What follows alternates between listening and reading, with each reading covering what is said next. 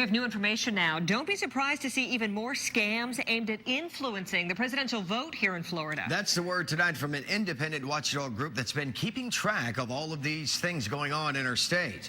10 News reporter Eric Glasser covering Hillsborough County tonight, live at the Hillsborough Supervisor of Elections office. And Eric, they say those fake voter letters making their way around the state this week are just the latest trick.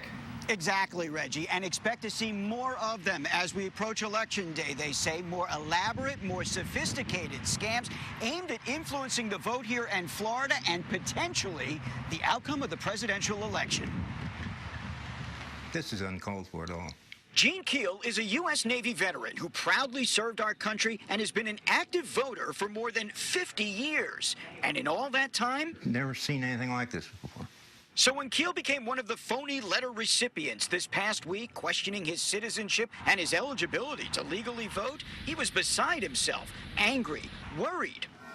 Where's my birth certificate? Where's my passport? You know, all this stuff that would verify your citizenship. Our 29 electoral votes that we have in Florida have become so important that people are willing to do almost anything to win.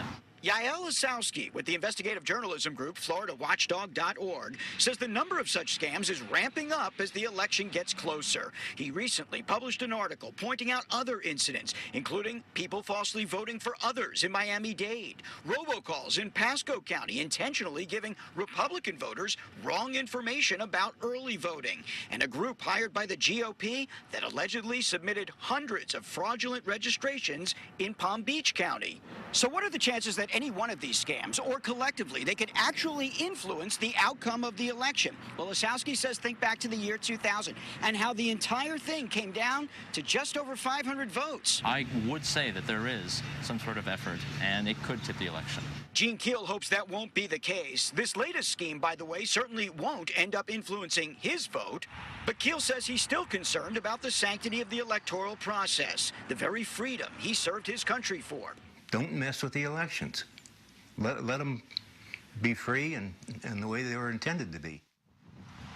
And the reason we know that Mr. Keel's vote won't be influenced by one of these letters that he received is because he says that he had actually cast his ballot before he got it. If you received one of these letters, remember, the investigators that are looking into this still want to hear from you. First, come to your Office of Elections, let them verify that it's a fake, and if so, they'll pass it on to the proper authorities. Reporting live tonight in Tampa, Eric Glasser.